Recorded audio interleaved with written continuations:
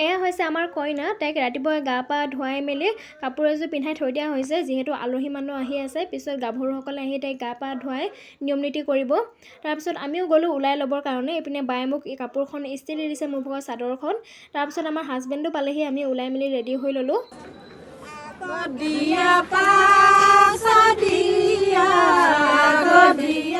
এয়া কইনাগৰাকীক বেৰীতলত নাম গাই গা পা ধুৱাই আনি এইপিনে সজাই থকা হৈছে। গাভৰুসকলে গান গাই এইপিনে আকৌ আমাৰ পেহী আৰু বৰ্তা দেখিছেনে কেনেকৈ ধেমালি কৰি আছে, জমনি কৰি আছে সকলোৰে আগত। আমাৰ ইয়াত মানে বিয়া সকামবোৰ হ'লে এনেকুৱাই, সকলোৱে ধেমালি কৰি থাকে এনেকৈ। তাৰপিছত ৰাতি আকৌ সকলোৱে নাছিলে। আমাৰ এইপিনে কইনা মাক দেই, এইবাৰ দেখিছেনে কইনা মাকে কেনেকুৱা নাচিছে, মূৰত গামোচা মাৰি থকা গৰাকী। খুব ফূৰ্তি মানে। এয়া আকৌ ৰাতি ডেকাজুৰি খানাৰ কাৰণে সাজ চাকি থকা হৈছে। মই আপোনালোকক আগতে কৈছোঁৱে, আমাৰ ইয়াত সকলো সকাম সাজৰ পৰাই কৰা হয় নিয়ম নীতি।